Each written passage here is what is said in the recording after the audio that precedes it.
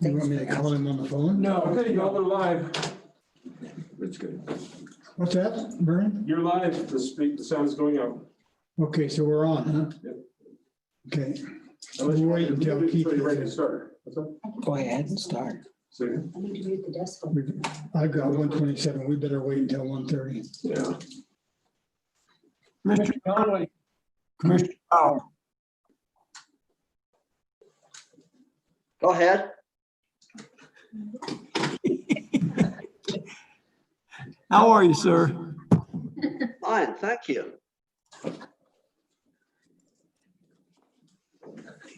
Is that it? He's in that rocking chair. Back and forth, back and forth.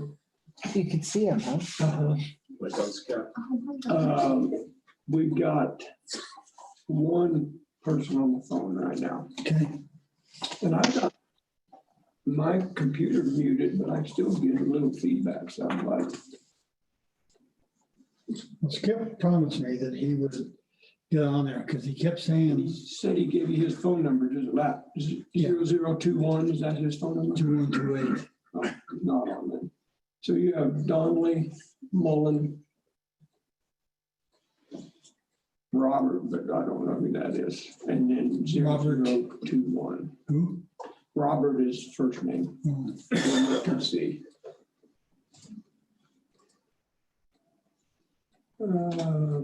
I was just naming your planning. Oh, Robert Miller, by golly. okay, I told him about that. That's good. Yeah, he's on. Dale Mullen.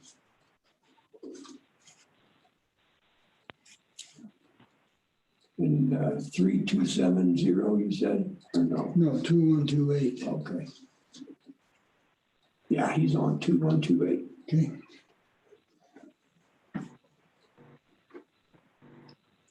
Did you know that, I guess, did you know that Mike and Sarah? No, they're no, cool? no. Yes? No. They both got.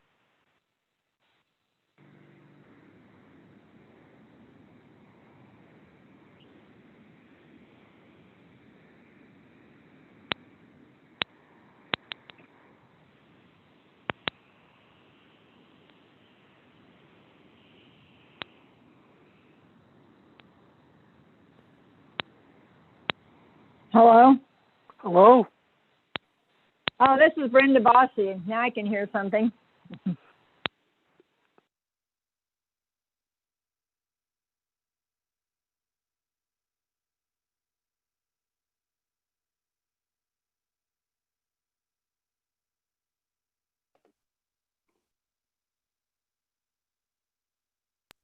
Go. Okay, first of all, welcome everyone. Thanks for attending. This is the meeting of the Planning Commission and the time is 1:30. So we appreciate you attending, and first we'll start with the Pledge of Allegiance. I pledge allegiance To the flag. To the flag of the United States. Republic for which it stands. Which it stands. Indivisible, with liberty and justice for all. Justice for all.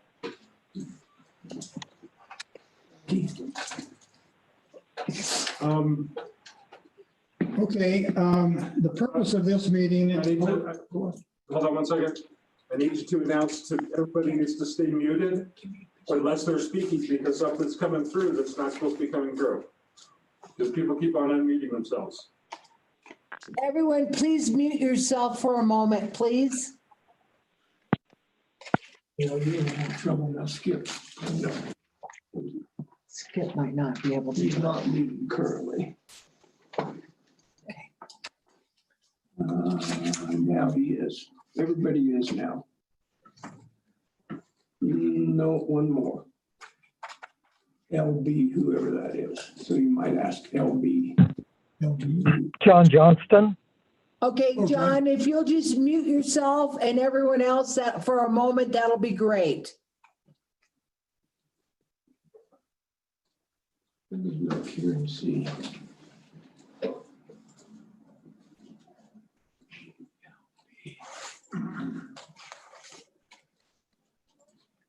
We're all right, I go. think you're okay to go now. okay, Vernon? Yep, yep.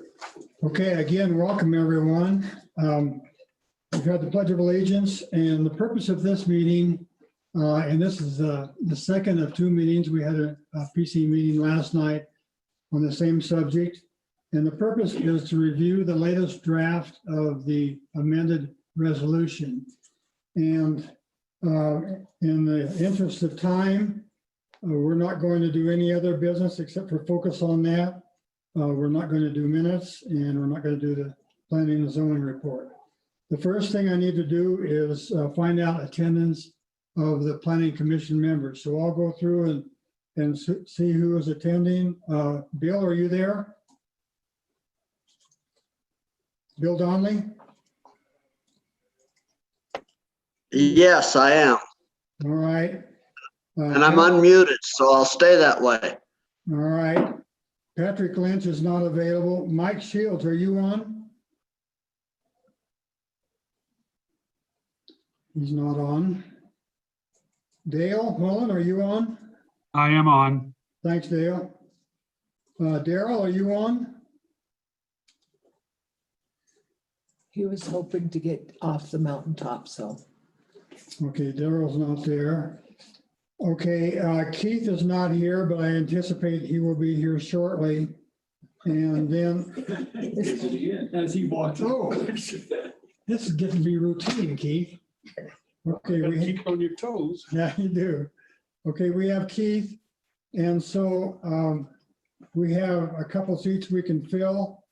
And I don't know who we have as, first of all, who do we have as alternate? Skip, are you on? Yes, he is. He's muted, but he's on. I'm on. Okay, Skip. Okay, How I'm about unmuted. Mary Lowry? Is she on?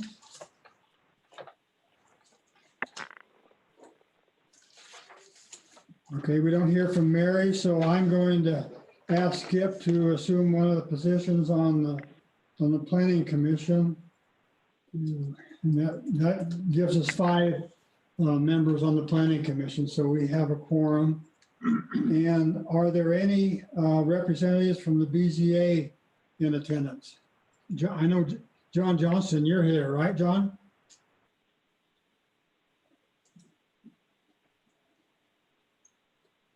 I thought I heard him earlier. Yeah, he's Okay. on. All right. I don't know if you expect anyone else from BZA, huh? Okay. All right, well, we have a majority on, or a quorum on the planning commission. I'll first start out with a little background on the resolution amendment. We started working on this, Jackie and I and a few others, on just picking up things that have transpired over the last few years. The last time we amended was in 2018, and there's always new things that come up, so we keep track of those.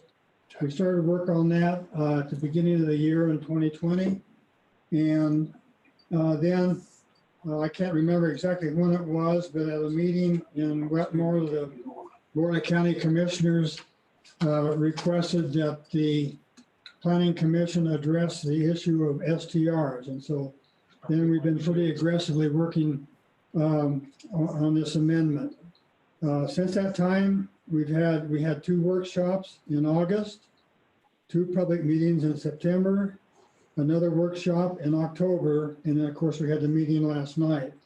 And so there's been input from those previous 5 meetings. There's been substantial changes, and our purpose here is to make sure that the public is aware of the most current draft. The objective here, hopefully, is to develop a final draft.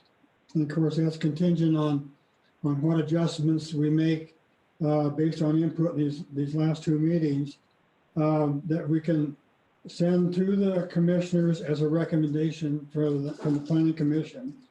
Then the BOCC will schedule a meeting, and then they will make a decision on whether to approve our recommendation or to not. And I suspect that in the case if they don't approve of all the measures in the amendments, they'll probably send it back to us, and we'll probably do some more work on it. So that's where we stand now. Okay, the procedure today is that we have a red line version that I hope most of you have seen. I know all the planning commission members have seen it. And it's been available to the public here at the office, planning and zoning office, as well as on the website. And I've divided it into two components. One is the STR, which we expect most interest in, and then all the other parts of the resolution. So we'll deal with those other parts first, and then hopefully that won't take a lot of time, and then we'll move into the STR portion. As far as how we'll handle discussing these amendments, we'll first have public comment, and then we'll go to the planning commission members for their comments. As far as the public, whenever you want to speak, please give us your name carefully, and we may ask you to spell it out. We're going to allow 3 minutes for your initial time to speak, and that, to make sure everybody gets an opportunity to speak. After that, then you can come in again and follow up with subsequent comments. After that, then we will go to the planning commission. So with that, we'll start out with if there are any public comments on other parts of the amendment other than STR. I would like to make a comment. Name, please. Elizabeth. And my last name is Horitz, H-O-E-R-I-T-Z.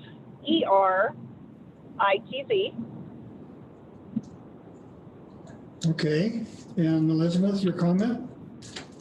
Well, my first comment is I'm never a fan of the government telling me how I can use my house. So that's one thing. But knowing that you are proposing comments about short-term rentals, I disagree with the comment about being able to rent an outbuilding on your property. I know I've personally rented a home right in the town of Westcliff where we stayed in a studio apartment or an art studio that was connected to the back of the house. So if I read your wording correctly, that would be an alternate building and that would not be available for rent. So I think that takes... Can I interject for a moment, please? Elizabeth, you are commenting on STRs, are you not? Yeah. In the town of Westcliff. Okay, there's two things. First of all, right now we're dealing with parts of the zoning resolution other than the STRs. We're going to do them in two phases. Oh, I'm sorry. And then the other thing is that we are a county land use board, and you're talking about the city of Westcliff, and so we're only dealing with the unincorporated portions of Custer County. But yeah. we will come back to you. Okay, that's fine. Sorry about that. That's okay, no problem. Any other comments, please?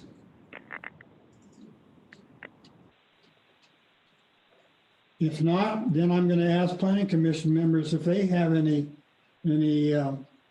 ideas, any omissions, corrections, etc., on those other parts of the zoning resolution. Well, that was pretty easy. I have one. Oh, Keith has one. Okay, we talked last night about, You'll have to speak up a little. So This is Keith Hood. He's a member of the Planning Commission, and he's speaking now. we talked last night a little bit about a definition for business. I'm going to deal with that. Okay, I'm going to deal with that in the STR section. all right. Okay. And then that reminds me, we asked for all the people that were present on the Planning Commission. I neglected to tell you who all's in the courtroom also participating. There is Clint Smith, our county attorney. We have Kayla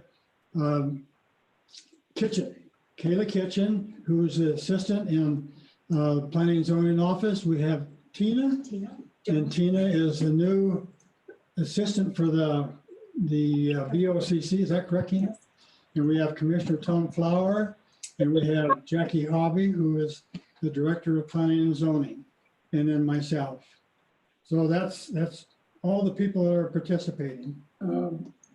Big Mike Shields is on. Okay, and Mike, welcome. Yeah, he's muted, but he didn't. Hi, there we go. Okay, thanks, Mike. Thank you. Mike, did you just come on? I just got on. Okay, I just gave a little bit of background on what we're doing, and of course, you're familiar with that. And then what I've done, Mike, is divided basically the comments into two different parts. One is all those parts of the amended resolution other than STRs, and then STRs. And then we're taking that other part first. We've asked for public comment and we have not received any. And I have asked now for the Planning Commission members if they have any comments. And that, Okay. that again, is on the other portions of the planning or the resolution. Okay. Do you have any comments? I do not. Okay. All right. Thank you very much. So now we'll go on to the STR portion of the amended resolution. And just to let everybody know, copies have been available to all the Planning Commission members. They've been available to the public. They could come in and view them at the Planning and Zoning Office. They've been on the website. We have had quite a bit of feedback recently in the newspapers and in emails to a variety of people. Commissioner Flower has received a number. Jackie and I have received a number. I took a look at those, and this is just to bring you up to date. We're not going to read all those, but and some people sent in several emails, and they also may have put an editorial in the paper. I only counted that as one response. And so we have 25 responses. Of those, we had 17 that were opposed to any kind of STRs, 7 that were in favor of STRs, and we had 3 people were in a different category. 1 just asked questions, and 2 others indicated that they would be agreeable to some regulation, but limited regulation of STRs. Now, I have a couple of key points that I want to bring up before we get into comment. One of them is that, and we've covered this several times, but it seems like there's a misunderstanding, is that the reason we're working on STRs is because of what's in our county resolution now. And if you go to section, I'll check it here. I've got it somewhere. 9? No, it's section 7, I believe. And it has uses by right. And what you'll find there is that there's basically 2 uses for right. One is agriculture and one is residential for one dwelling on a parcel. Everything else, every other kind of activity requires a permit of some sort. And we have, and I'll give you a quick overview of those. And this is on page 60 in the resolution. We have the special use permit. We have a special use permit modification. We have home occupation. We have a special events permit. And now we are proposing as a different category, a short-term permit. So the reason we're doing this is because the short-term rentals are a different activity than use by right. And so we have to act on that.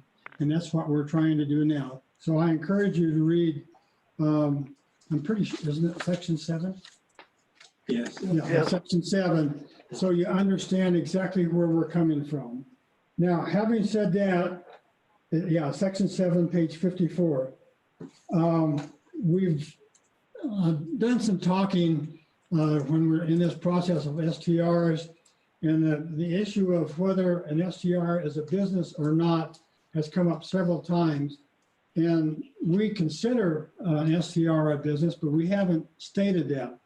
And so last night, after we had our meeting, a number of us got together and we kind of debriefed and tried to make sure we captured everything from the meeting. And we also decided that it's time to actually put in this section, the idea of business. And I think that's what you wanted to talk about, Keith.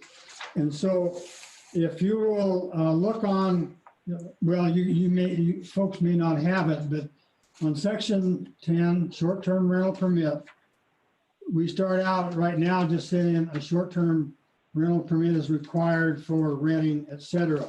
We are going to put another sentence in there, and it's going to read basically that a short-term rental in an unincorporated area of Custer County shall be considered a business. So right away, we're stating we consider a short-term rental a business, and then we will follow with the second sentence that's already there. So I want to make that clear, and that's, and the reason I'm mentioning this is that we're right now the PC is recommending this, and I want to get feedback from the other PC members on whether or not they approve of this this addition. Keith and I hope I'm speaking right, Keith. We're in favor of that, and I'd like to hear from the other members of Planning Commission. This is Bill Donnelly, and I agree. Thank you, Bill. Vic, this is Dale Bowen. Would like to hear a sentence or two as to why you felt it was necessary to include that sentence and just obviously define it as a business in the document. The reason is, Dale, is that whenever in discussions talking about STRs, business comes up, and it has come up a number of times in our meetings, and it's also come up in the correspondence that we received. And we just think it's appropriate that we are very clear how the county views STRs. And so that's why we decided to put it in.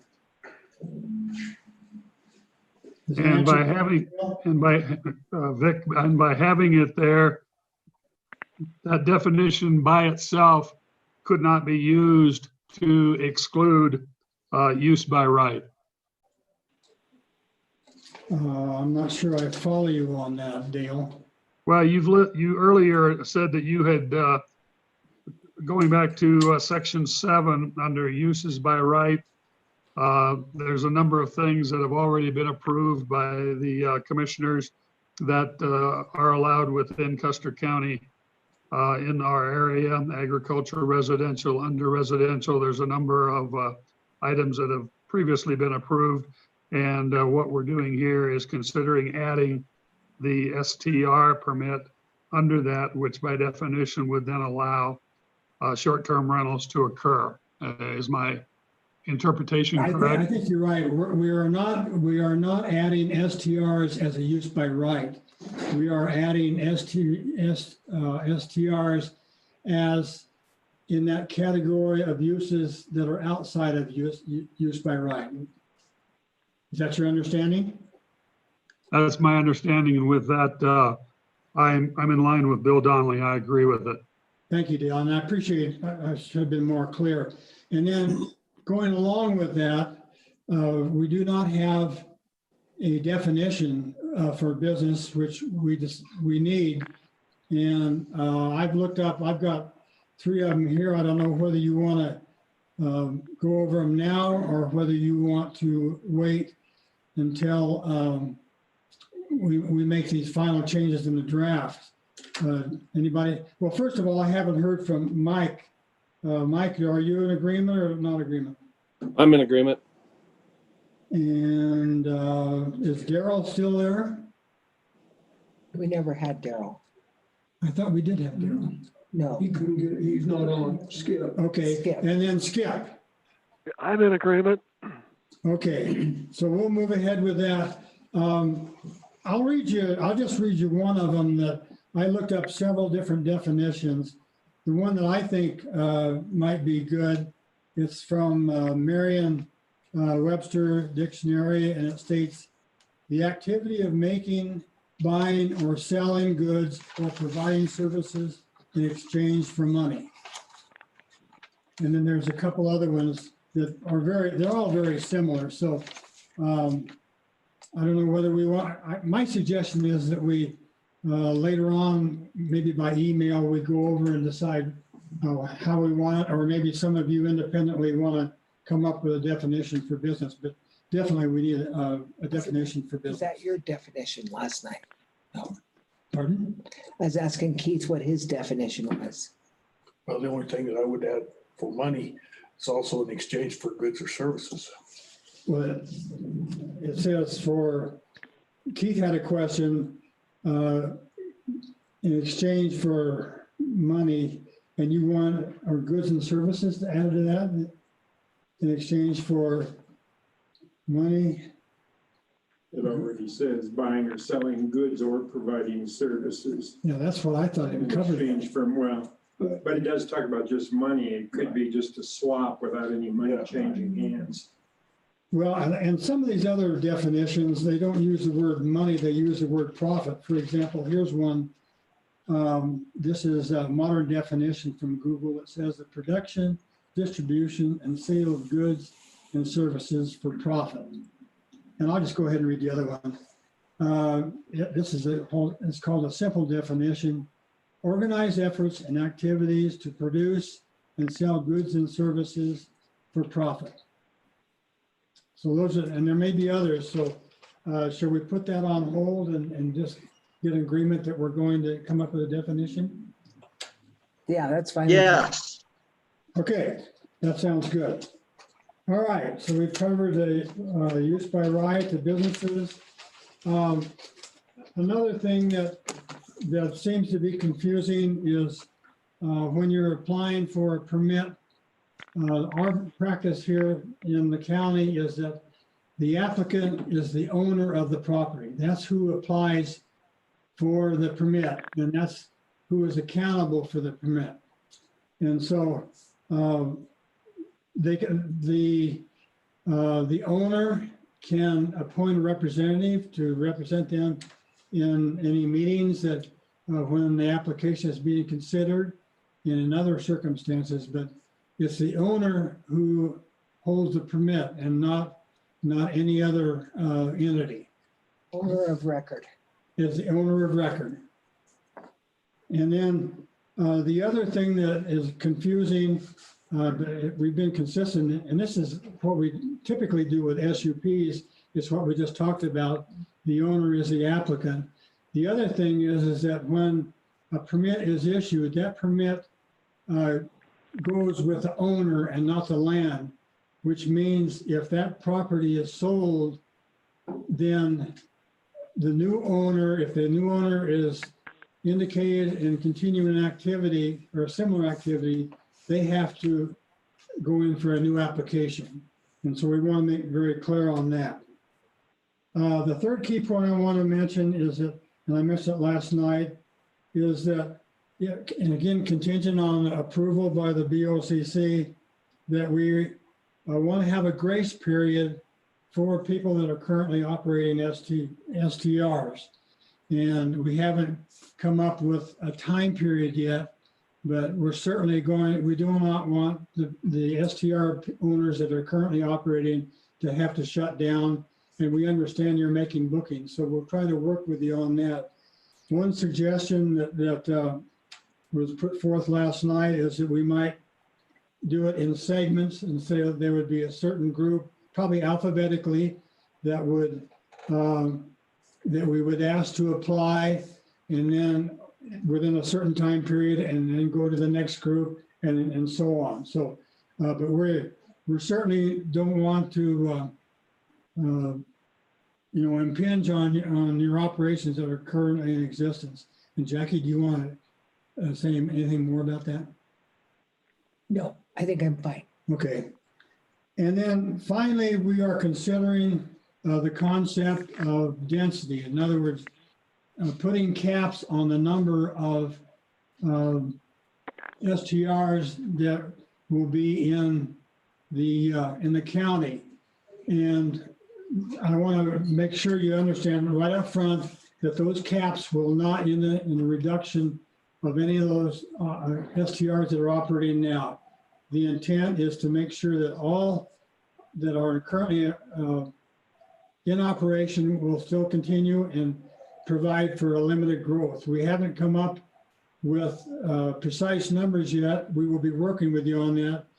And then again, I'll talk with direct this question to the Planning Commission members, but we think we ought to make this as a I guess a subsection of section 9, where we would put in density with caps by zone.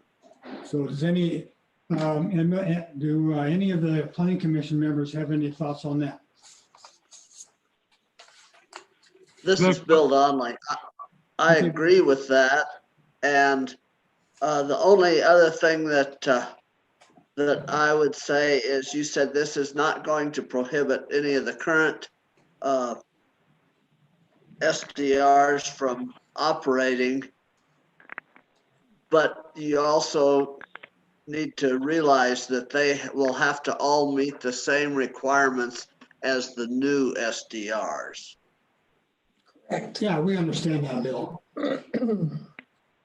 I took that as kind of a given. Vic, Dale Mullen. Yes, Dale. My comment on the density issue is, one would be an issue that is relatively small, almost infinitesimal. From my research, why are we concerned about density?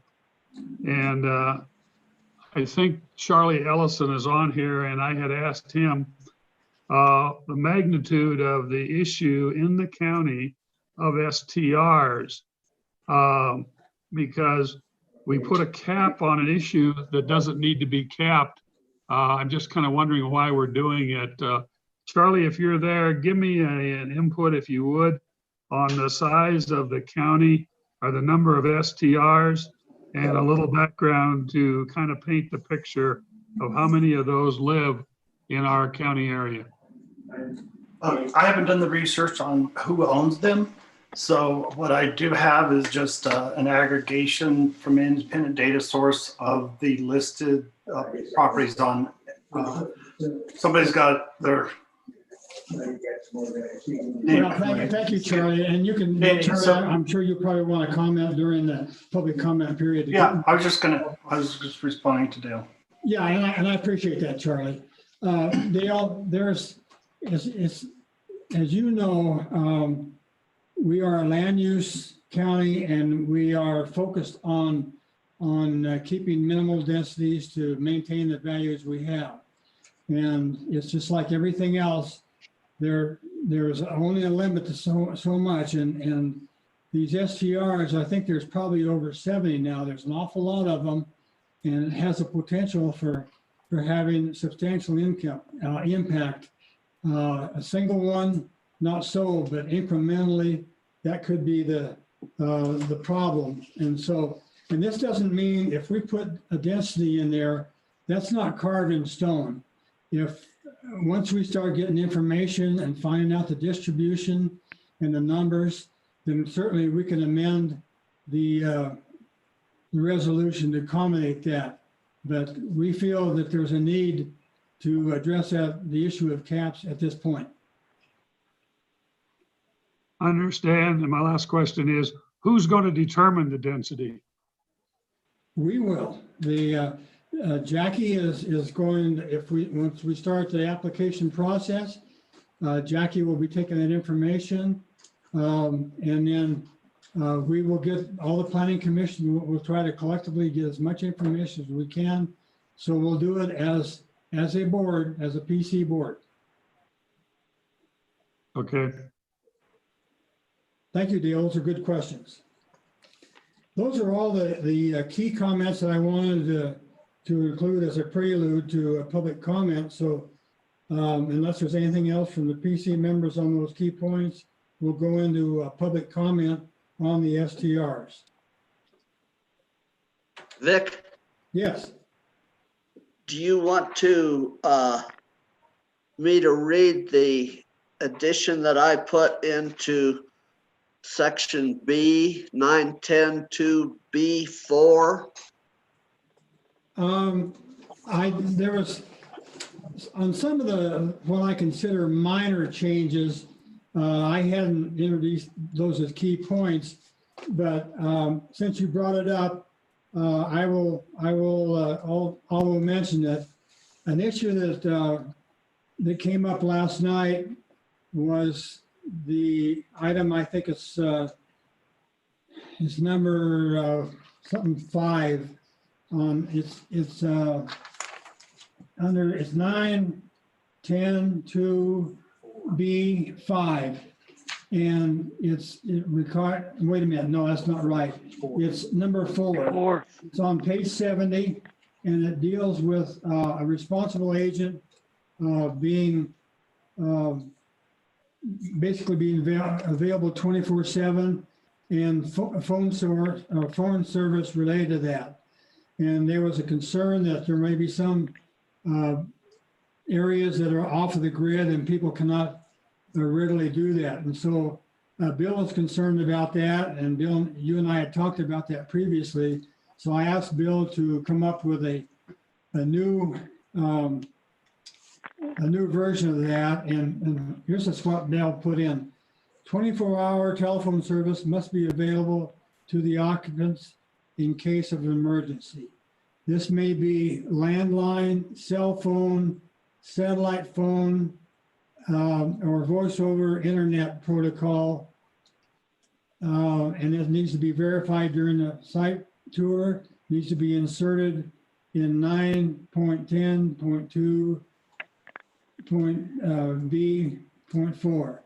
And then we would delete portions of what it currently reads.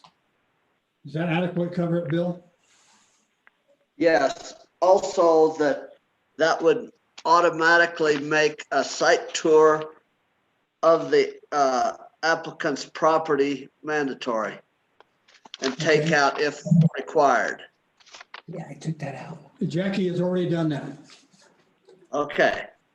Okay, and now that you mentioned that, we did a couple of minor editorial, in addition to those key points, minor editorial changes last night.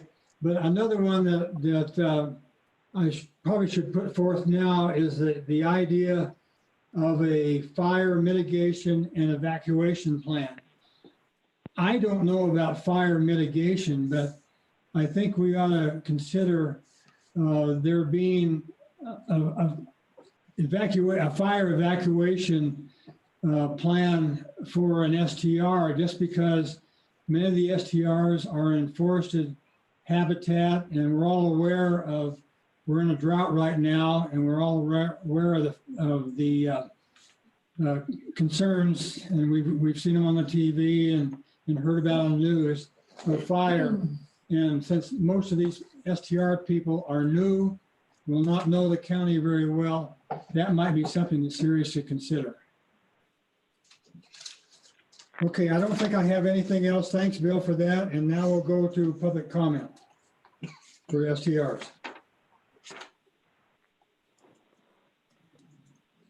I'll comment again. Sorry, I was out of place last time, but I'll speak again if I can. So Elizabeth? So it's Elizabeth Horwitz.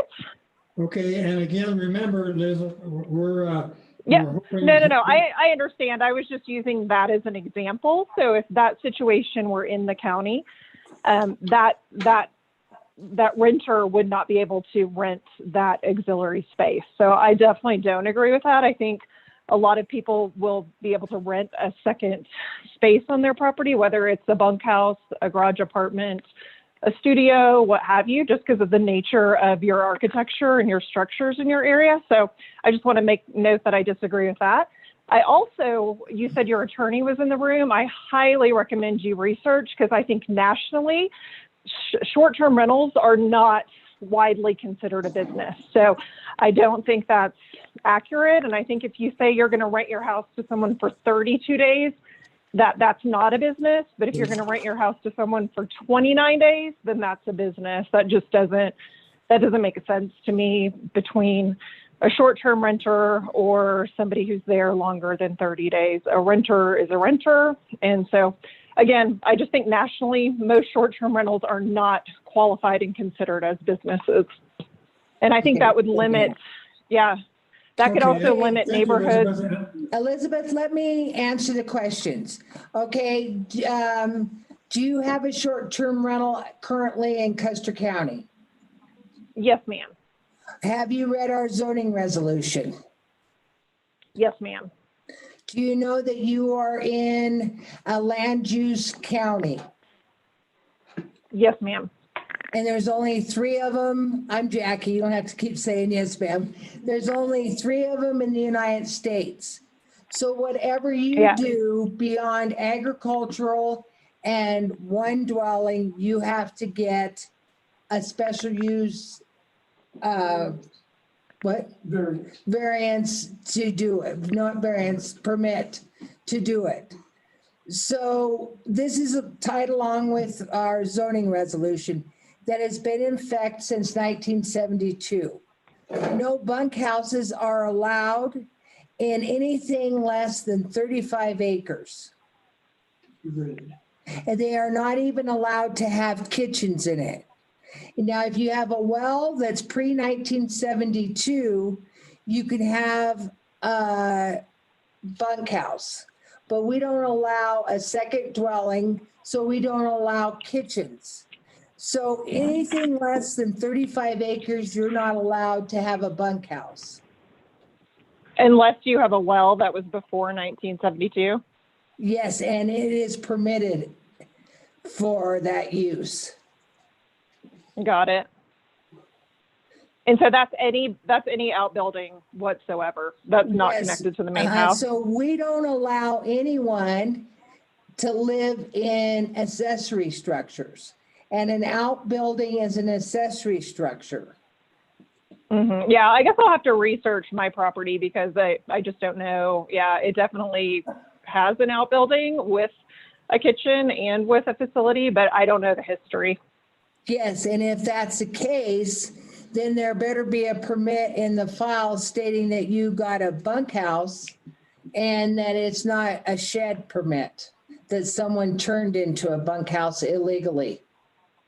Got it. Yeah, no, that's curious. I'll have to look into that because we're new owners too within the last year. And you're not punished for that, but we would make you turn it back into a shed. Understood. Vic, clarification? Yes. Either yourself or Jackie on this. Does that mean then that the only listings for STRs would be the primary residence on any given property? That's correct.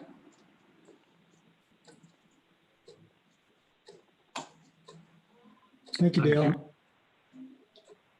Elizabeth, did you have any further comments? I just, again, that I adamantly oppose that a short-term rental would be classified as a business. Well, we understand that, but you heard when I read the definitions of business, they don't break it down like you did, and I. Well, yeah, but I'm just telling you, there's so much legal precedence out there where people have really fought this, and the legal precedence to me is not in favor of considering short-term rentals a business. Okay, well, in that case, and since you mentioned legal, Clint, do you have a comment regarding that? We can call it a business or we can call it Bob, but if that's what we want to define it as, a short-term rental, where there's either an exchange of money for the service, or if they're swapping the service, trading the service even without an exchange of money or other thing of value, it falls within the definition of our special use, or excuse me, of the short-term rental permit. So, did you hear that, Elizabeth? Yeah, I did. Again, I disagree, and I don't know how that varies from a tenant who's there for 32 days versus 29. So again, disagree personally with that and based on precedent. Okay, yeah, so I think that your best bet would be to read our zoning resolution. Yep. And Nope. thank you, I did read your zoning. I'm just saying that's my comment. Okay, thank you. Elizabeth, did you have anything else? Nope, that's it. Thank you. Thank you very much. We appreciate it. Next comment, please. I have a comment. What's your I have a name? comment. Name, please? Andrew and Yesenia Miller. Hi, Andrew.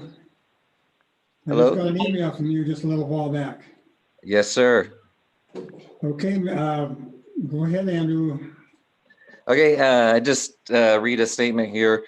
First of all, we both, my wife and I, want to express our thanks and gratitude to yourself and Jackie and the Planning and Zoning Commission for being willing to work with us STR owners and bringing us into the process. It's very reassuring that in our community, at least, we can come together and work out issues with understanding in order to find common ground. So thank you again. My wife and I live here in Custer County and also maintain an STR rental. This is our livelihood, and we work very hard to maintain the highest standards, as can be seen by our hundreds of perfect 5-star reviews and superhost status with Airbnb. There are unfortunately a small number of people in our county that wish to perpetuate a negative stereotype of STRs, using over-the-top rhetoric, portraying us as bringing some type of demise to our community. To the contrary, we clean up the trash of surrounding properties and along roads because we want to see our property and surrounding areas clean for guests. Second, as can be attested to by other STR owners, we are incentivized to maintain a peaceful and quiet environment for our guests because this is what they are looking for in a stay when they visit. We also limit light pollution as well to help guests experience a more unspoiled view of the stars, which is also a major reason for their visit. Finally, we strongly encourage guests to visit our local small businesses and put their money into our local economy. The false portrayals of STRs are actually more applicable to the actual permanent residents of our county: trash, noise, substance abuse, light pollution, etc. However, we moved to the unincorporated county, void of an HOA, knowing that automatic weapons can be fired at all times and piles of junk were part of the experience. It seems like the energy of anti-STR advocates would focus on these issues, which are objectively a more obvious problem according to their specific standards. We have 2 quick points on the proposals and a couple updates per recent developments. First, per the introduction of limits, we simply would encourage a process for increasing the limit and ensuring that additional STRs are allowed to meet continued demand in a reasonable and open way. We also hope that the limit covers all current STRs, as you've already mentioned, and more for those of us who have already been working and investing money to start another STR.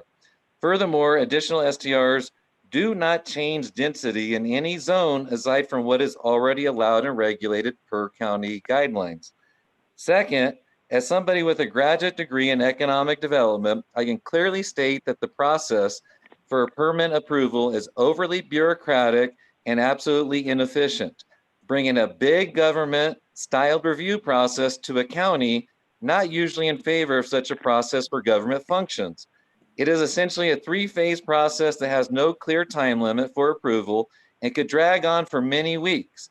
Ideally, this should be an administrative process through the Planning and Zoning Office that could be completed in a much shorter period of time. For instance, Colorado Springs issues their permits over the counter during business hours and within 3 business days if applied for outside those times. It would be more reasonable to only have the additional steps outside of an administrative approval by Jackie and her office for unique/problematic concerns and or appeals. Finally, we hope that the permit fee is reasonable. We are all just, people trying to make a living here in the county. And for instance, Colorado Springs, it's $119. And we also hope that the renewal fees are less than the initial application fee. Per business, we are actually not open to the public and foot traffic which is a clear distinction from a standardly used definition of business activity that the county states in current regulations, as I have previous recall reading. And also, why force a site tour for some type of communication or emergency communications device when a simple bill showing proof of service should suffice? And finally, just thank you again for your time and cooperation with all of us. We truly look forward to continuing to make Custer County a beautiful and positive experience for all of us. Thank you. Thank you, Andrew. We appreciate it. And first, a comment is that we understand that the majority, much more than the majority of STRs run very good operations. But it's like almost any other situation, there's always going to be a certain element that doesn't conform. And then in the county, we have no idea of where they are, what's going on, and what how it impacts, for example, roads or neighbors. And so we understand that, and we're doing our best to try to accommodate the current STR owners. And I tried to respond quickly some of those, but if you need more, we'll certainly work on that. But thanks again for your comment. Thank you. Next comment, please. This is Charlie Ellison, and I'm going to do a couple of them real quickly. I will point out that on definitions, Bill Donnelly's definition of business is already in the current resolutions. It's under commercial retail on page 19. It just adds that there needs to be commercial traffic, and Andrew made that point very well. So if you have two different terms with almost identical definition, you're gonna have some circular logic there. I've been highlighting that for a few months. But with regard to density, Charlie, can I interrupt you? I don't understand where you're at. Are you in the resolution on page 19? Yeah. I found it. Okay. Commercial/retail.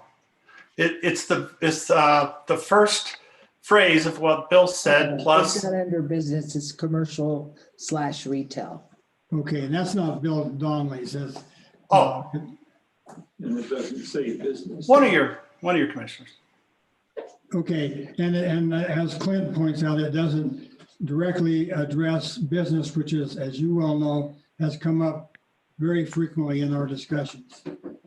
Right, but the definition I heard earlier, and maybe it was Keith, I don't recall, but the words started out the same, and the difference between those two definitions that you would have if you added the new one would be that the current one on page 19 just adds the commercial traffic, which was the same point that Andrew was pointing out.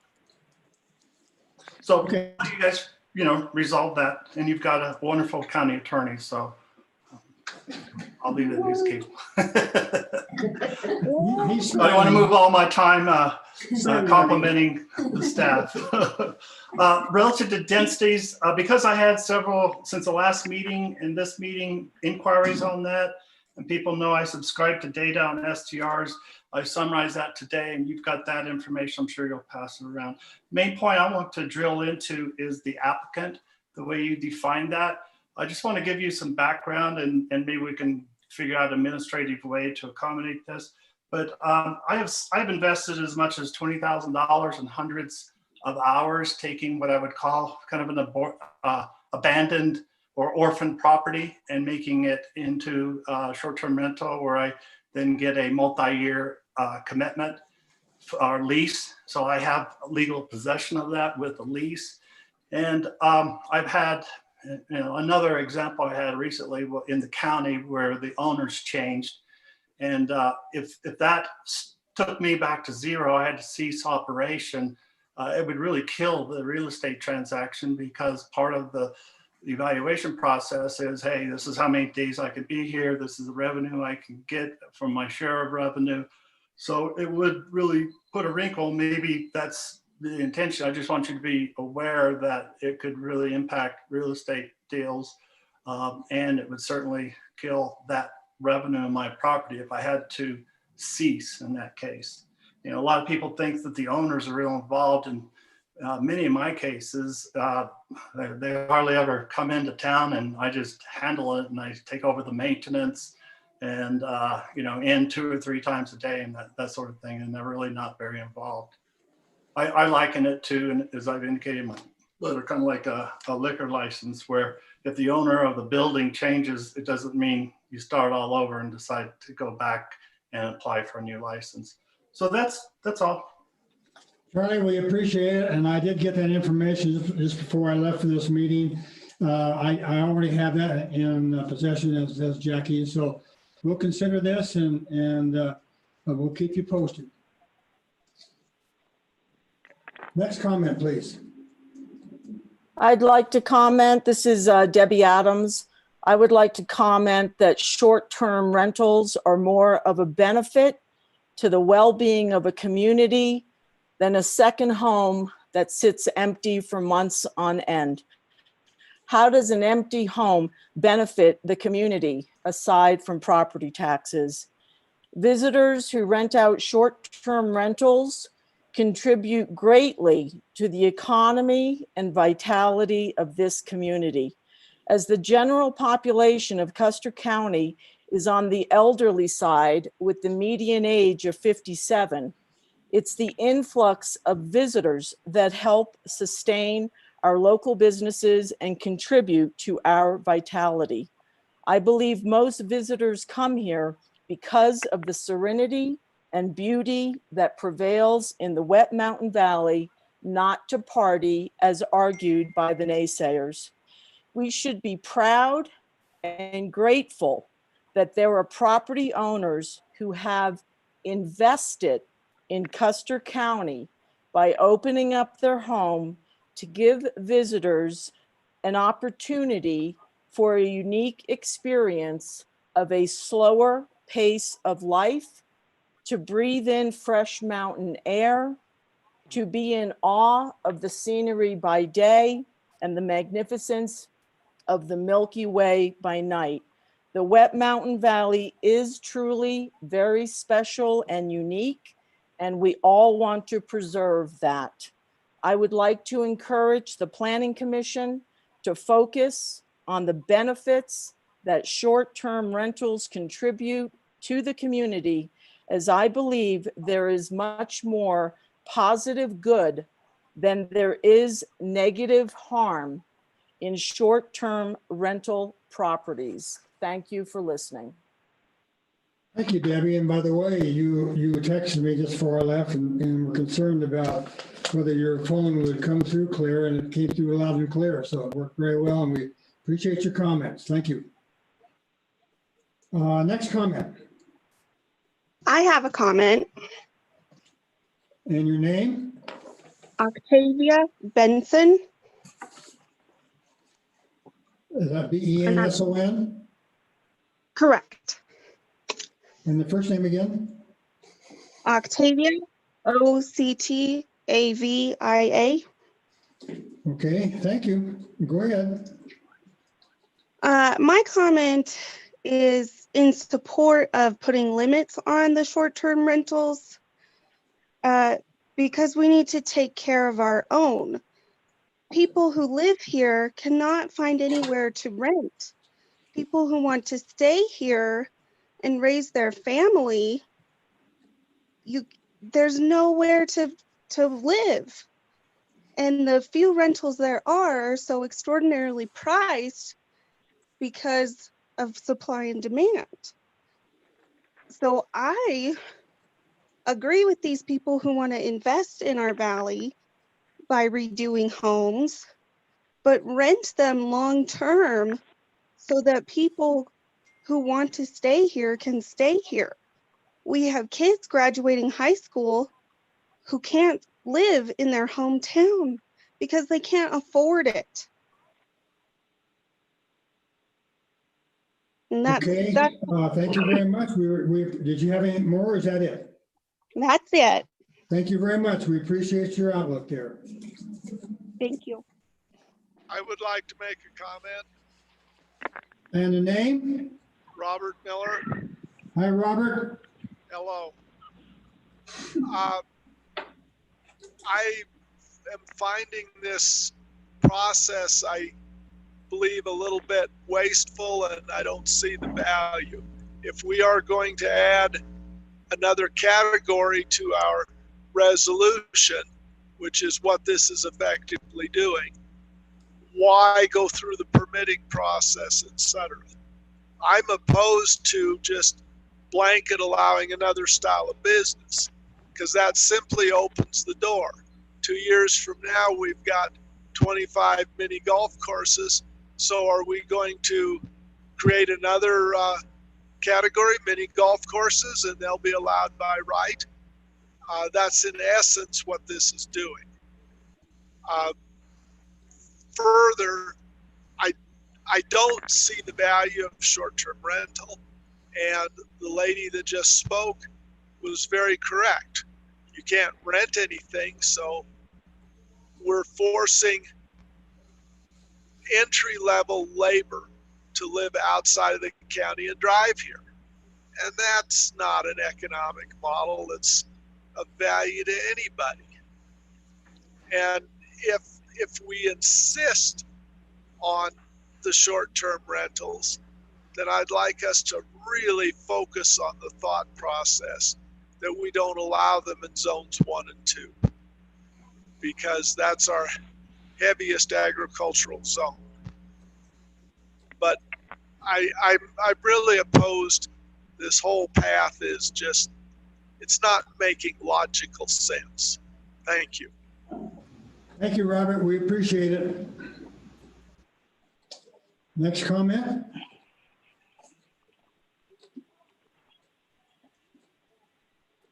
Yeah, I'd like to comment. My name is Kelly Rush, R-O-E-S-C-H. I believe my brother attended last night and commented as well.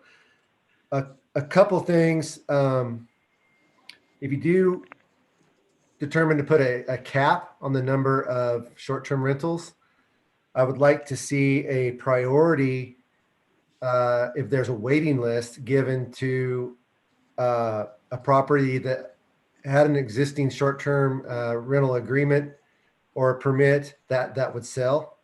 So the scenario I'm looking at is if you've set a cap and there's a current waiting list of 10 or 15 people wanting to, add a short-term rental, if my property was to sell and had a short-term rental permit already granted, that would get priority to transfer to the new owner before you would issue to someone new on a waiting list, because that it may or may not be a detriment to the value of the property. The new owner may not want to be a short-term renter, and so it may not affect it. But if they did happen to be buying it and wanted, because there's some history and a proven model there, that could be a detriment to the value of the property.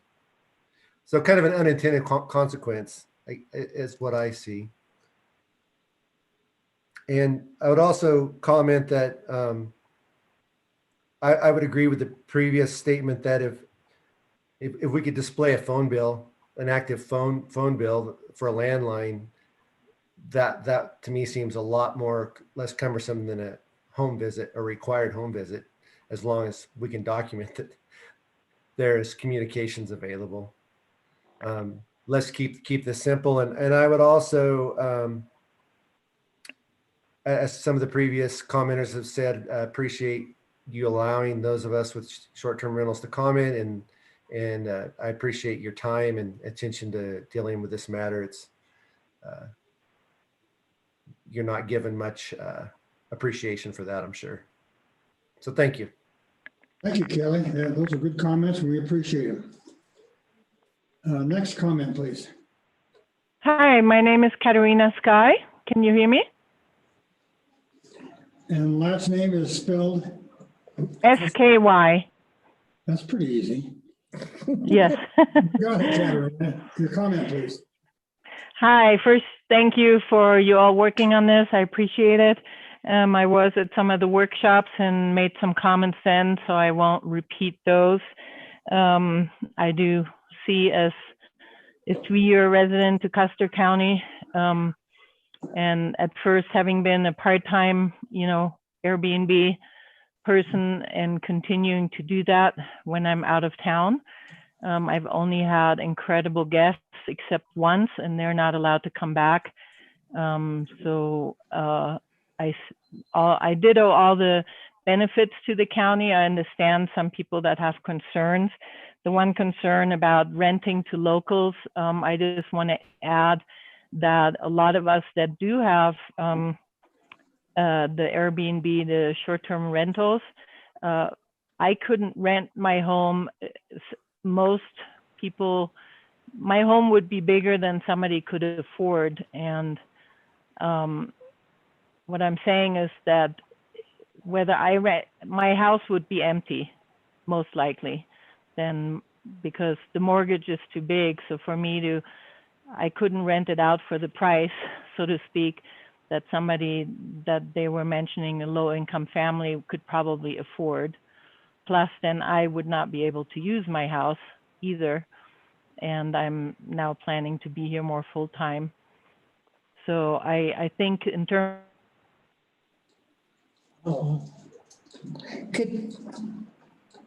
Did we just die everywhere? No. Katrina, we lost you. Katarina. I like Katrina. No. Katarina. Are you there?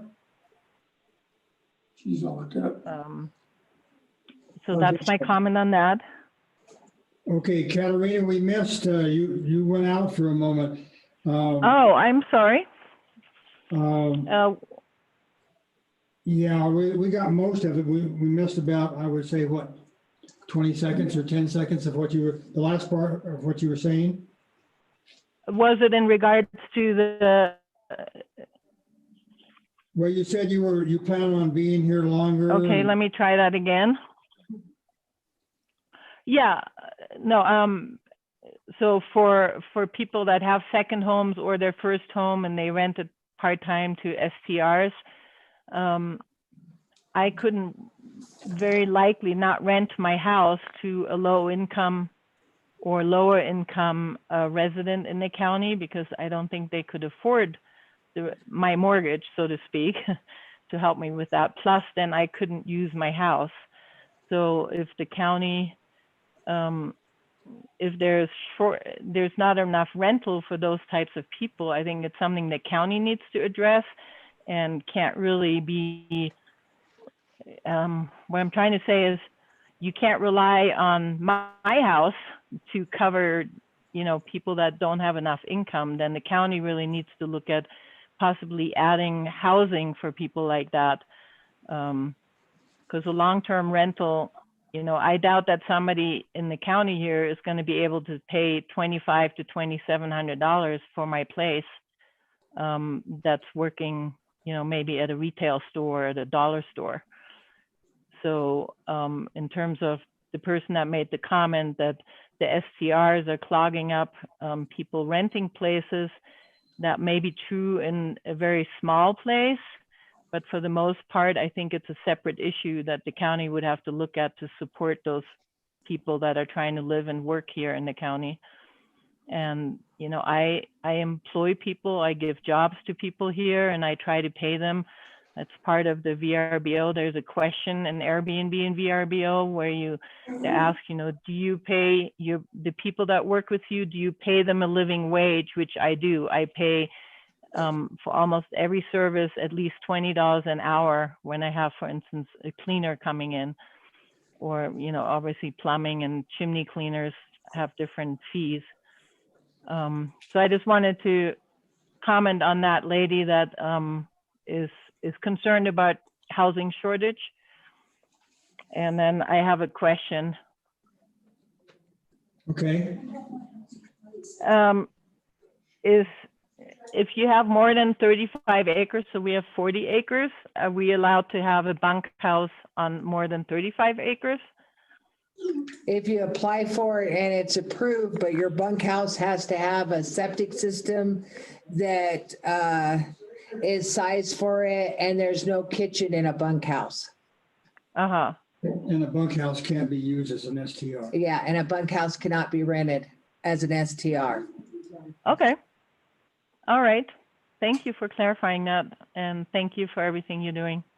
You're welcome, Katrina. And just to comment on the county providing housing, this is something, and Jackie may want to weigh in, but the county doesn't get involved in that. There's a lot of, there's a push in the towns of Silver Cliff and West Cliff to provide low-income housing, but I'm not aware of any, and Commissioner Flower may help, of any plans we would have for housing out in the That's unincorporated. usually a municipality. What's that? Those are usually done by municipalities. But thank Okay, you, well, appreciate it. yeah, then that even, that's why I'm like, how come we as private residence owners are then supposed to, I just don't see then how the short-term rentals really interfere with what that lady was saying. And not that I'm totally for people being able to live in their county. And I've seen that in the city of Denver where that was a problem. But I just don't understand how then they two relate to each other. Okay, thank you, Katrina, or Katerina, I'm sorry. We appreciate it. Next comment, please. Hello? Hello. Hello? Hey, this is Pete. Can you guys hear me okay? We can. Okay, this is Pete Brookmeyer. I commented last night, and first I wanted to just send some appreciation out. I had a nice long conversation with Jackie this morning, and she explained sort of the details, and I was able to access the document. I have a couple of additional comments. Number one, in general, short-term rentals don't affect, on my research, affordable housing because the price points are different.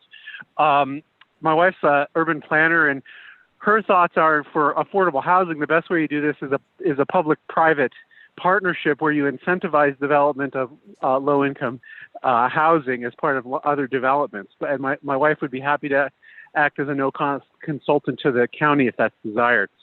The second thing I wanted to comment on, I know I talked about this last night, about the agent that is required to live in Custer County. I spoke with Jackie and she explained the reasoning, but I would propose a small modification. I think it would be I think you could allow the primary agent to live out of district, but then there would need to be a secondary person that lived in Custer County. I manage our short-term rental myself, and I think frankly I do a better job in terms of responding to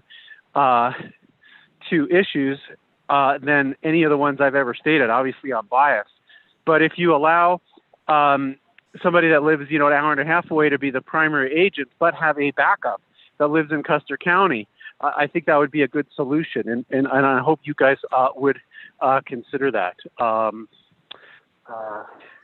And just obviously, my short-term rental has contributed several thousands of dollars to the county in taxes, and I do advertise, or I list all of the local shops and businesses, and hopefully throw business their way. And again, I appreciate my conversation with Jackie. I hope you guys would allow two agents. One lives out of county, and an assistant agent or backup agent that lives in county, which I think would make a good compromise. And thank you.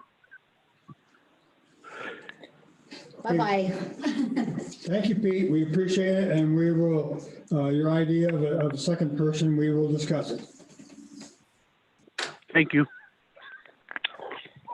Next comment, please.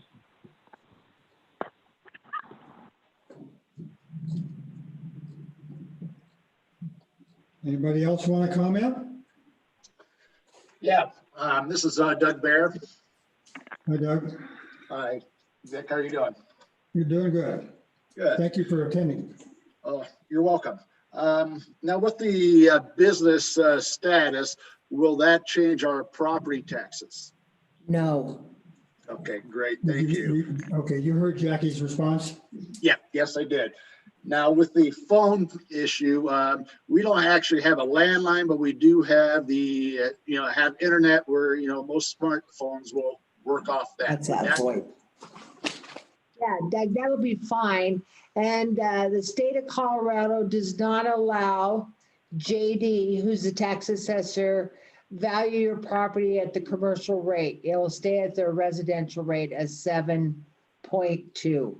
Okay, thank you. And then on the internet, smartphone, that should be sufficient? Yes. Okay. Now on the fire evacuation thing, are you looking at just like a plan just from the structure itself? Yeah, you just draw it out and post it on the fridge showing that which way to get out of town. Okay. You know, like there's like, I'm gonna use my neighbor. She can come out from her VRBO onto County Road and they can either make a left or a right to get away from, but and then she would show the exit route of where the fire was coming. Like if it was coming over the hill, which way to go. Okay. And that would just be hand drawn by the person that lives in the house. Okay, that makes sense. Well, other than that, I think that, I mean, we're working in a good direction. And I do thank everybody for participating, and I appreciate all your hard work, everybody that's sitting in front of us. So thank you. Thank you. We appreciate your comments, Doug. You're welcome. Out in the hall is Ellen and Dawn. I don't know if they want to speak. Okay, just a moment. Jackie had Do you guys want to speak? Well, the only thing I had to say was regarding the comment of long-term rentals. First of all, could we have a name? Ellen Wilcox. And Ellen is here in the hall. In the hall next to the courthouse. Go ahead, Ellen. The only thing I had to say is about the long-term rentals. There seems to be some question. I have tried several times to rent my home as a long-term rental, and I cannot find renters who want to drive to Rosita, which is only a 15-minute drive out of town. So I don't think it's an issue. We don't have the places. I think that the people who are renting don't make enough to pay me what I need to cover my mortgage, and I can't affect that. And they don't want to come to Rosita because they think that's too far. So what am I supposed to do with my home then? Yeah.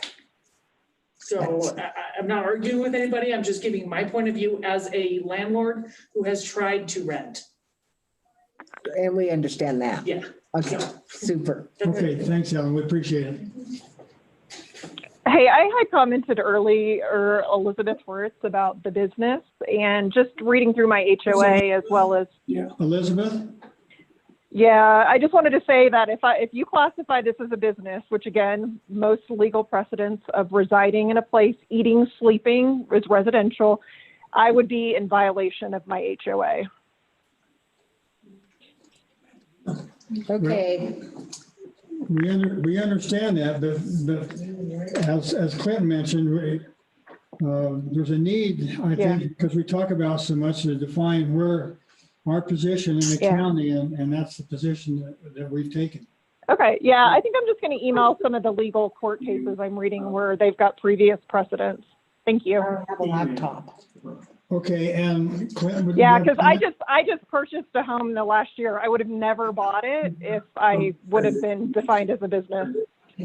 Okay, thank you. Clinton, you had a comment? I came up with a proposed definition for business for the zoning resolution. I'll send it to Tina so she can print it for you. Okay, thank you very much.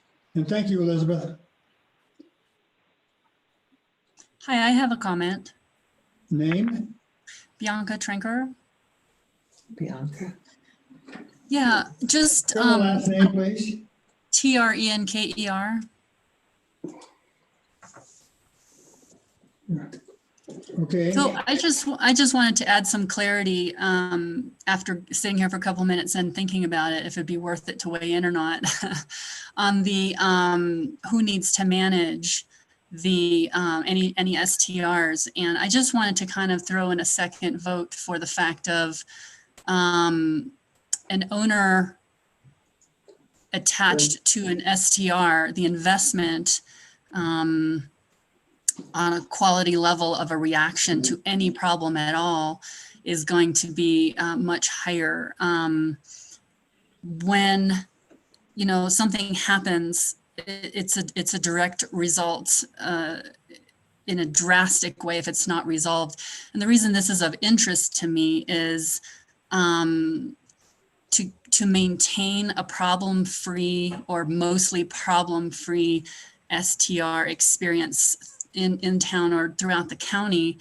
You have somebody, and not everybody, there are good managers, but if I, as an owner, I have been out of the country literally with my cell phone on me at all times. If something happens, I stop what I'm doing and I make 18 phone calls until I find somebody who resolves it, versus a manager who doesn't have personal interest. So, allowing that, I think the idea of having, allowing the owner to be the manager and have an in-county emergency contact.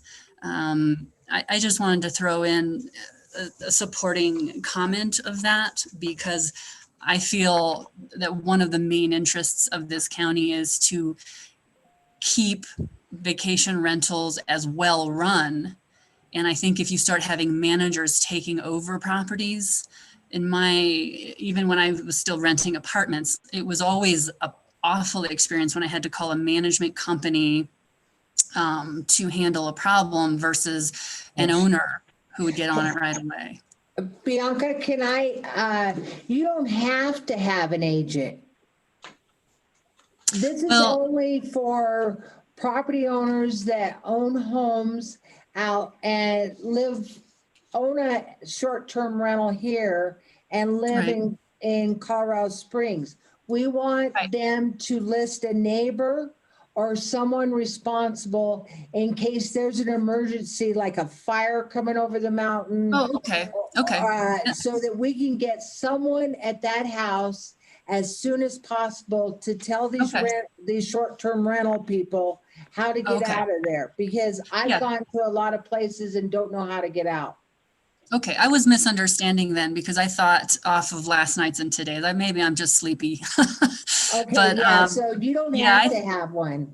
So the property owner could still manage their own property, but just list an emergency contact if there were an emergency. We need an agent that, then, sometimes a neighbor will say, oh yeah, if there's an emergency, they can call me. But it's just for fire or something like that. Okay. I was understanding that the manager of that property had to be within Custer County. So I apologize. Manager. Yeah. Okay, thank you, Bianca. Yeah. Hey, can I sorry. speak? Oh, go ahead. Okay. Can you hear me okay? Yeah, can we have your name? Yes, I'm Suzanne, and I spell it Susanne Wheeler, Wheeler. And I'd like to just make a comment along the same line as Ms. Trenker said before me. My question about agent, though, is expanded in the sense of HOA regulations and whether renters are required to assume the same responsibility in staying at an STR as an owner would if the owner were living in there. And the reason I mention this is, what if the fire or dangerous situation is in fact caused by a renter, and then it's involving the sheriff perhaps, or the owner who's out of state? What can that owner do to guarantee that covenants are followed, so that, for example, without an agent, there is no recourse then for something dangerous that could transpire? And I mention this from experience, not as conjecture. So I'm wondering what responsibility an agent may have besides just evacuating.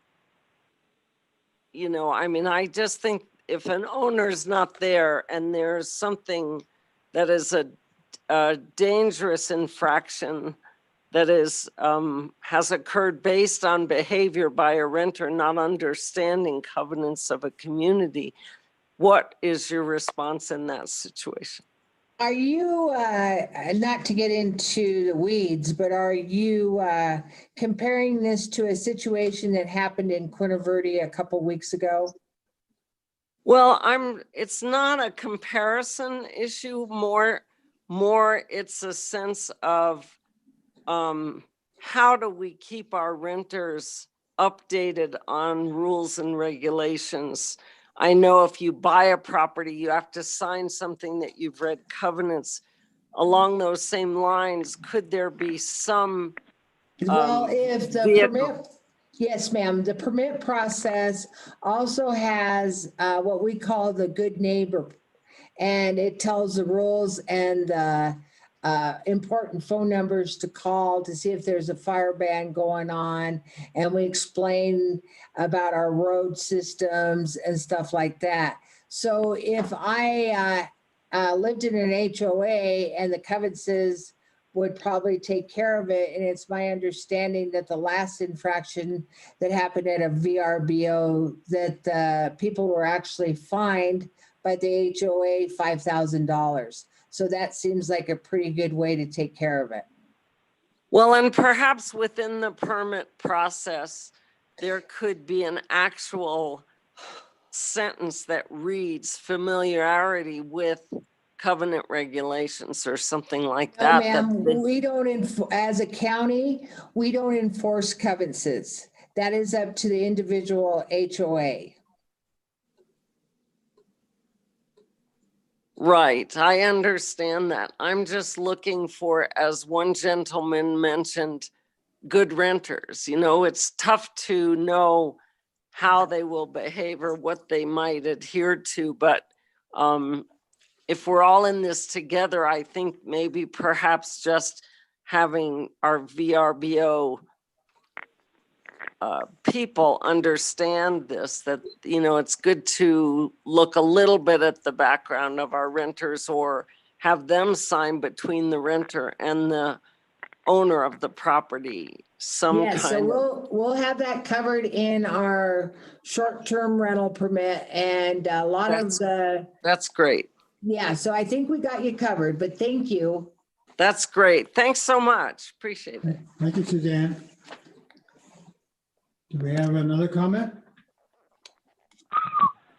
It's Pete Brookmeyer. I just want to make one additional brief comment. The reading through the text of it, it doesn't say that the responsible agent is just an emergency contact. It says the responsible agent is the person who is responsible for all calls 24/7 and has to live within Custer County. So We'll that redo just saying, oh, it's just we'll redo the language Okay. of that, Pete. okay. Just to say, like an out of town person can manage it, but has to designate an in-town emergency contact. That would be great. Yes, I that's a think that would be great perfect. idea. We're going to redo that. I appreciate the transparency of this process. It's different than in other communities. Thank you. Thank you. That was a great idea. That's good. Because who wants to pay a manager? Any further comments? Well, if anybody's thinking about commenting in the interim here, Clint Smith has drafted up a definition for business, and it reads, the making, buying, or selling of goods or providing services in exchange for money or other things of value, and includes the trading or exchange of goods or services without money or other things of value changing hands. A short-term rental as described in section 9:10 of this zoning resolution is a business. So we will. Let me make a. Pardon? I'm going to explain the comment because maybe they're getting freaked out because of the commercial tax. Okay, now, are you related to this business and taxing? Yeah. Okay, first of all, we will send this out, this definition that Clint came up to all the planning commission members to take a look at. And I guess, I don't know what Keith, you would think, but since this is drafted by our legal council, I think that might carry some weight. Does this cover what your concerns were? Yeah, it's just got one phrase in there that I would take out. Which is? Or other things that, without money or other things, value changing hands. Something has to change hands for it to be a business. I mean, even if you exchange a stay for a stay, that's something of value changing hands. Okay, what we'll do, we'll send this out to all planning commission members for comments on this definition provided by Clint, and if you, Keith, would your suggestions in there, I'd appreciate it. I understand. Okay, now Jackie wants to comment on the business and tax implications. Okay, so I think a lot of confusion is in Custer County, and I might be all wet, Custer County a little, sometimes people get a little confused because the courthouse is one large building that has individual offices in it. Every office is not connected. So JD cannot charge commercial property taxes on this business like any other business unless the state of Colorado gives him permission to do so. At this time, the state of Colorado has told all the counties in Colorado that they cannot charge business tax on all the short-term rentals. So I hope that makes everyone a little bit happier. Can I make a comment? Yes. This is Brenda Bossy. Yes, Brenda. And I was just going to comment on that. I own a short-term rental in Fremont County in Canyon City, and they told me that it could be taxed as a business if I had it rented out to short-term renters 50% of the time. I don't know if they're telling me the correct information, but that's what they told me. When I opened the short-term rental in Canyon, I didn't do any variance, special use. I just called the county, and they told me to, collect the motel tax, which the VROB already collects for me, and send it in. So it was a very easy process. Me, like a lot of other people wanting to buy in Custer County, could not afford to buy a second home without that income from short-term rentals. The interesting thing is I had some construction crew people that wanted to rent it for 90 days. And when I sent in the tax, they refunded to me and said because it was longer than 30 days, it wasn't considered a short-term rental anymore, even though it was rented under the VRBO website. So anytime I rent it for 30 days or longer, then Fremont told me not to send in the tax for those guests.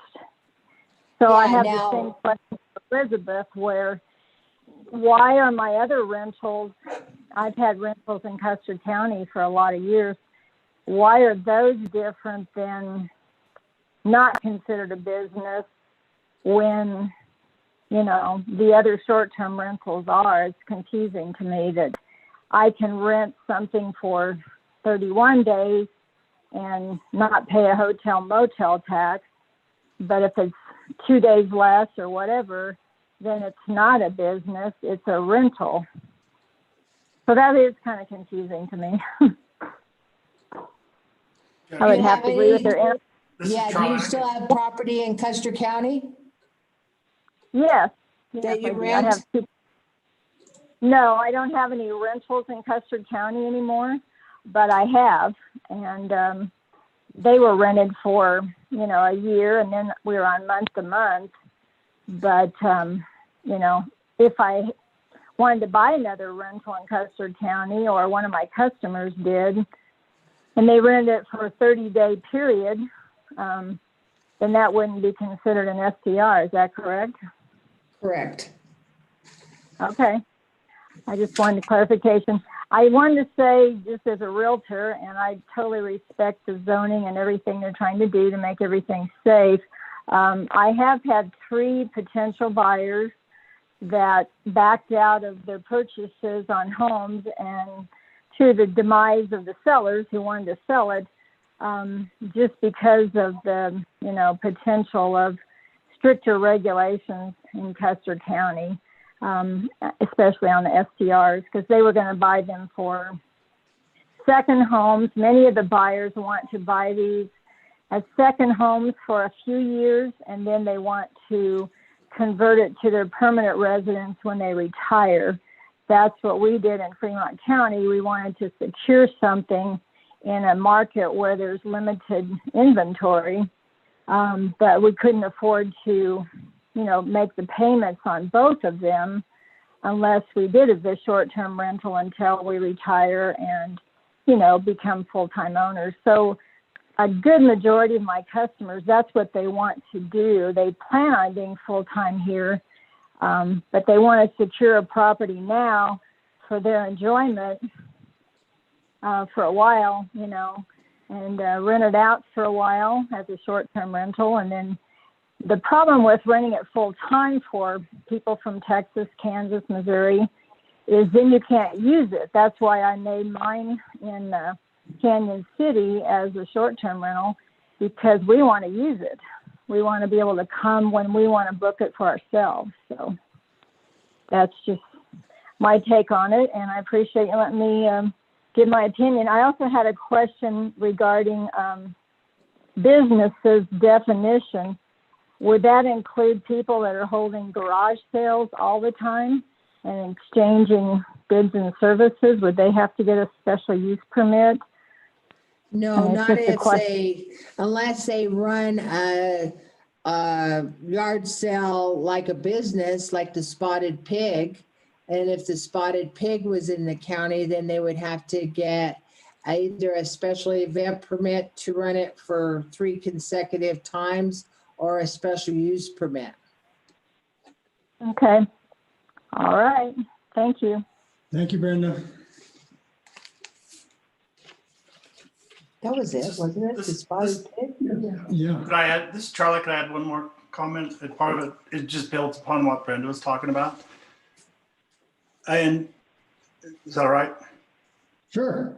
Okay, so I think Jackie's statement about the state has said you can't assess at commercial values came from the defeat of Senate Bill 20-91. I think it's 20-109, and that was defeated. But I do think this will rear its ugly head on down the road. It's really kind of that bill was to get everyone on the same page, and it failed in Senate. But Fremont County is prorating. For example, I manage a property just barely inside Fremont County, and it's just a guest house. So they are applying commercial property tax rates for that part of the square footage, which is like 20% of the total square foot. So I just thought I'd add that. The other point is legislatively for the pillow tax, lodging tax, whatever you want to call it, the definition for short-term rental is 28 days. And I don't know what, if you want to have a different definition for the county for this purposes, and that'd be different from the state sales tax. It's apples and oranges, but it might be a little bit more simple if you keep it the same, and that way, you're not, arguing about those 2 or 3 days a year or a month. That's all. Thank you. Thank you, Charlie. Appreciate it. Any further comments? I have one more. You were talking about requiring some type of phone service. Okay, Brenda. Oh, I'm Okay. sorry. Brenda Bossy again. I was just listening about the requirement to have some type of phone service at every property that's a short-term rental. To me, that's, so long as there's full disclosure to that individual that wants to rent it, I don't think that should be a requirement because that will be impossible for some locations. And I think that, for instance, I have people that go hiking in the Grand Canyon and they know there's no cell service where they're going. That's their choice. They're going to remote locations because they want to be remote. And, you know, I know it's for their protection, but so long as there's disclosure that you will have no emergency services, you'll have no phone service at this location, I don't think that should preclude that owner of that property from not being able to, you know, use their property in the manner that everybody else can. That's just my opinion. Okay, thank you, Brenda. You're welcome. Ellen. Yeah, she Ellen. Oh, Ellen wants to comment again? Yeah, I just wanted to say real quick that we've missed a few meetings, so we're a little bit behind on the power curve, but I did go to the sheriff because there was the concern about it being a drain on county resources. The county says he knows of one incident where the sheriff has been called to an Airbnb. That's all. It was not Airbnb specific. Yeah, it was just. That's impressive. That's really happens in this impressive. county all the time. Okay, Thank you. thank you. Any further questions or comments, excuse me? If not, I'm going to ask for comments from the Planning Commission members.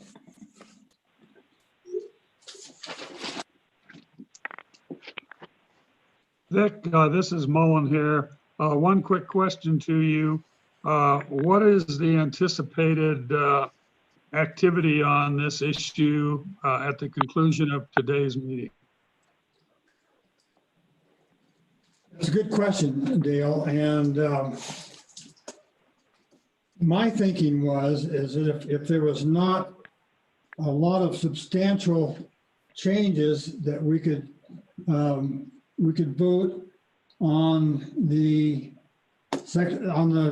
proposed amendments contingent on making these adjustments that we've talked about here. For example, the business definition, the inclusion of business in the opening paragraph, and we have some other minor editorial questions. Jackie indicated that she would put in something regarding Pete's idea of a second, but if we could, I don't know whether it's up to the Planning Commission, but if we could expedite this by voting on a recommendation contingent on that, and then sending out the final draft for approval before we send it to the BOCC, that might move things on a little quicker, but I'm open to comments.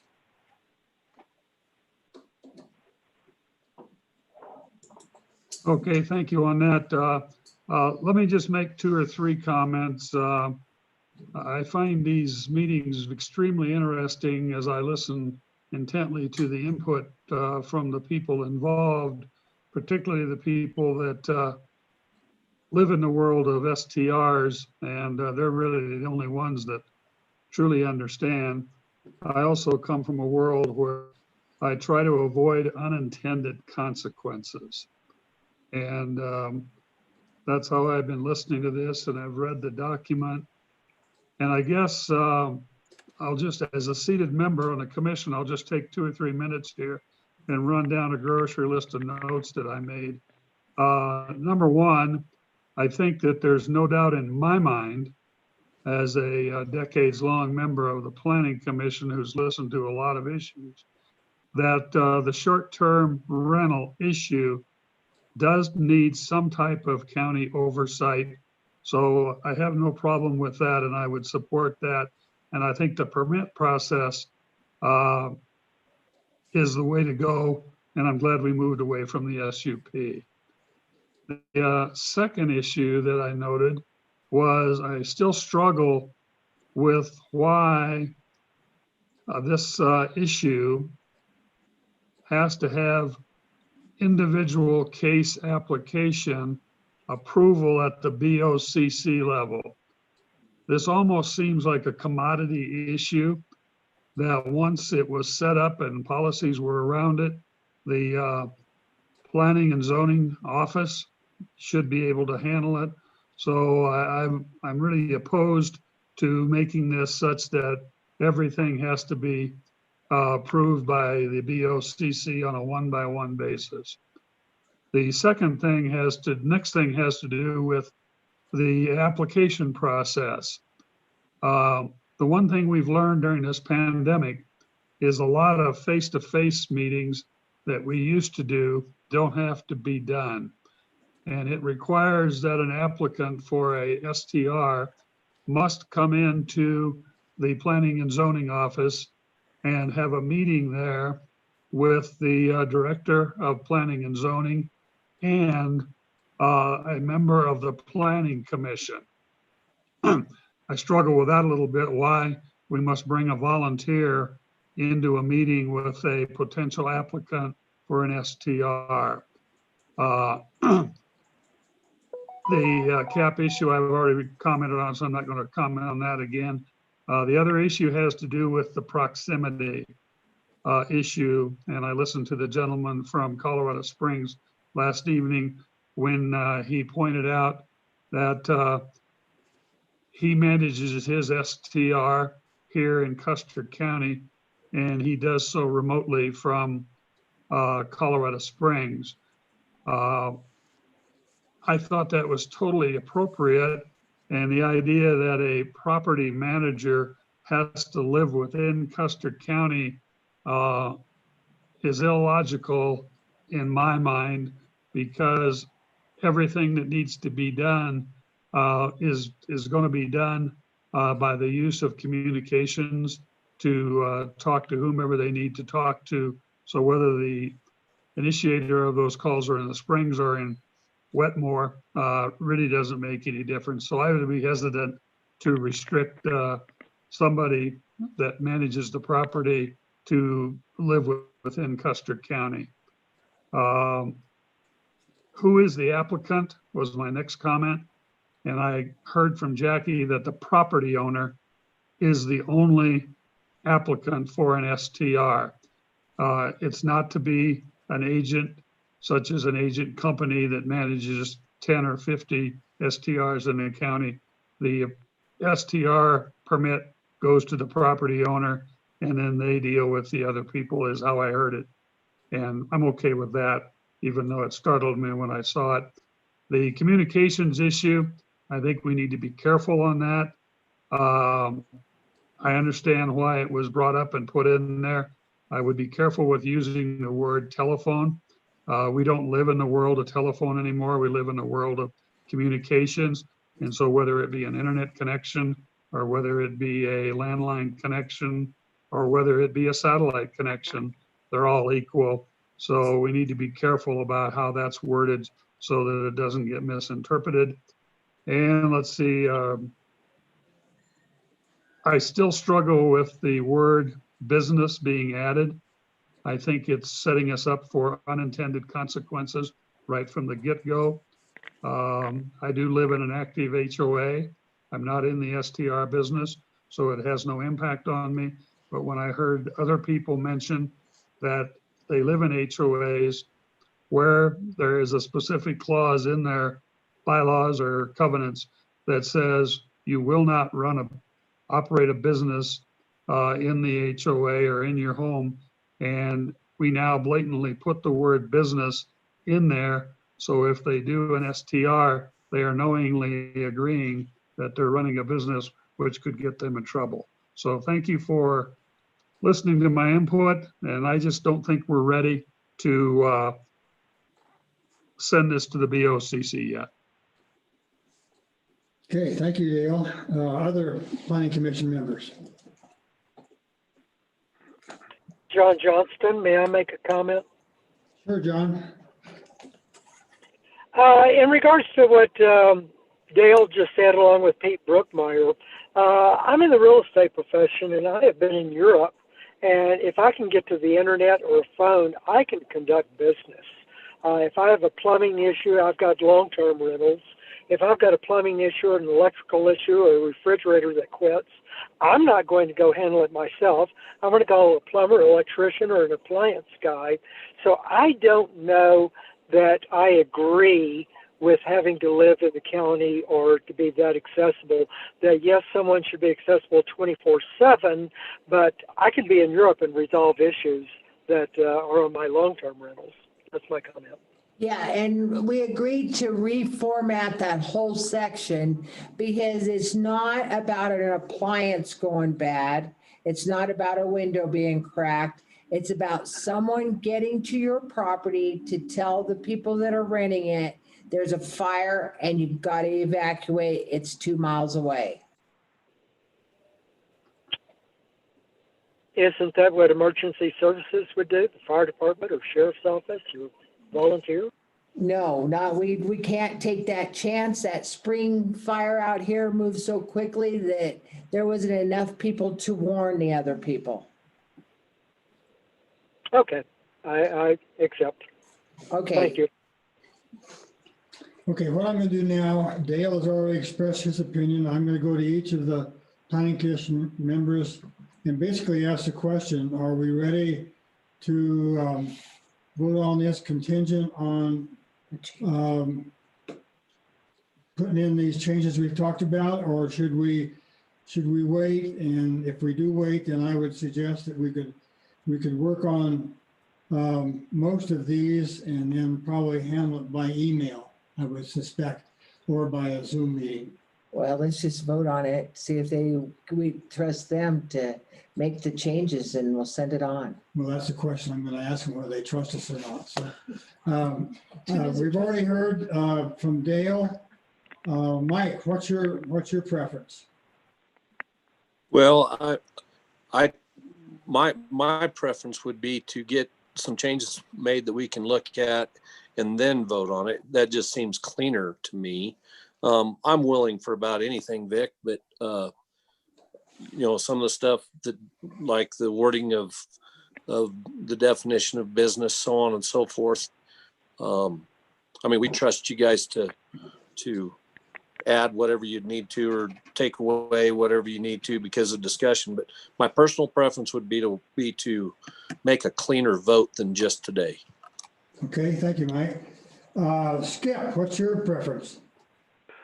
I think I would like to see us compile all this information that there's been a lot of information here the last 2 days and before in your workshops, but I think if we can get it together just a little bit so that you can review it and just get the points we want to attack, that need to be changed and focus on the priorities. Do you want to do changes and then vote? Is that what I understand?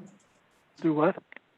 I would like to see get the suggestions and decide on what the suggestions, maybe by email or something, are we pertain to, and then set up so that you could look at it, so the commission can look at it. So you want to wait on the vote? Is that what I'm hearing? Yes. Okay. Okay. Daryl's not with us. And Bill, what's your preference? I want to make sure this process keeps moving, and I'll go along with minor delays, but I would like to see us be able to send this to the BOCC within 10 days. Okay, and then you basically what you're saying is you want us to hurry up and make these changes, send them out, and then vote on a recommendation. Yes. Okay, Keith. Be careful, Keith, you're sitting here. I would like to see, in print, some of the changes so that we can actually read them before we make a recommendation to send it to the BOCC. Okay, well, we have a consensus, so we're not going to vote on the recommendations today. We won't do anything this weekend, will we, Jackie? No, we will not. And so next week, we will work on some of these. We'll do the best we can. We're not going to make everybody happy. I can tell you that right now, but we're going to do the best we can. And hopefully during the first part of the week, we can set, I don't know what your schedule is, and we'll get together and we'll work on it. Anybody else that wants to work on it with us is welcome to do it. I suspect Skip will. Does anybody else want to work on changes, or do you want us to go ahead and do it and then send it out in an email? Vic, this is Mullen. I am willing to work on it as long as you will send the material out virtually via email. I will immediately work on it, get it back to you. Okay, so that basically, well, I'm not sure what. I don't know if I can do that. Yeah. I think it would be best if I worked on it and put my spin on it and then send it out and everybody change it from my spin. Okay, so do you want to do this independently, or do you want Skip and I to help you? Yeah, and then we'll send it out and then everybody else can change it. So you're going to take the load yourself? Yeah. Okay, all right. That makes it easier on us, so. Best decision of the day.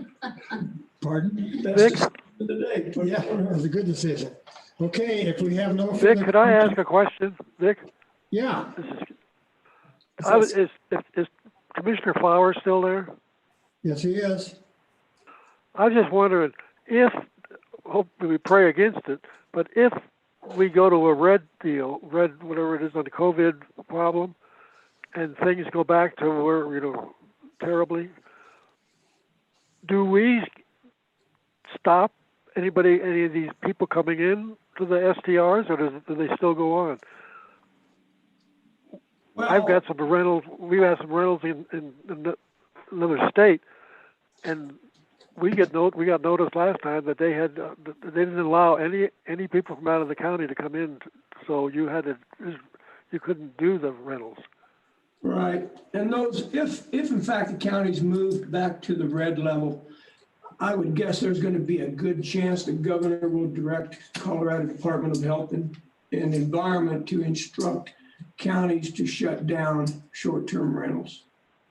But who knows? I mean, we'd have to address that when it happens. It's my opinion that CDPHE would not give us an answer to that question right now. They would say, we'll have to wait and see what happens if your county or the governor decides to move all the counties to red. So I don't think we can answer that, Skip, to be honest. Okay. Thank you. Good question, though. It is a good question. Anything else? Chairman Barnes, I have one question. This is Mike Yes. Shields. Do we have any idea of the short-term rentals that are in our county? Do we have any idea of how many or what percentage already belong to either Airbnb or VRBO or anything like that? No. The answer is no. And it would be very difficult. It took a day just to do what we did a year ago, because most of the time, if you want to rent a short-term rental or a VRBO, you have to click on the site, and then we have to go to the addresses and guess where they're at. Is that a question on your permit? And yes, and so it's not cut and dried that Mike Shields has got a VRBO at whatever county road. It's a guessing game. Okay. When they send in the taxes for the county Airbnb and VRBO, do they not document where those are coming from? Yes, but last night, like I said, we will never know personally. The only person is the county clerk, Kelly Camper, who knows who's paying their lodging tax, and we are not allowed to see it. So if I wanted to know if I was paying or Keith was paying the lodging tax, I can only ask and she cannot reply. That's by state statute.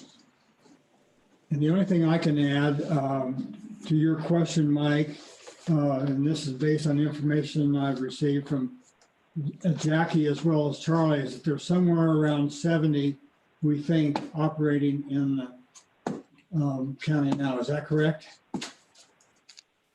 And that's still it's a guess, Mike. I don't know what the confidence limits on that are, but that I would assume it's fairly close, but. And do we have any idea then how many total STRs we have? Pardon? Do we Yeah, have that's what any we're- guess? That's what I'm talking about, total STRs. Oh, total STRs. Okay, all right. Yeah. But we don't know how many of those are associated with the VRBO or Airbnb platform. We do not. Okay, all right. I mean, that could be a question on your permit. And he said that could be a question on the permit. But we don't care. Sure we do. No, we don't. Makes it. Okay, we got a little side discussion going on. More enforcement level. We're gonna move on. Okay. No more comments. We'll call the meeting adjourned, and it's 3:27. Thanks everyone for participating. Thank you. Thank you.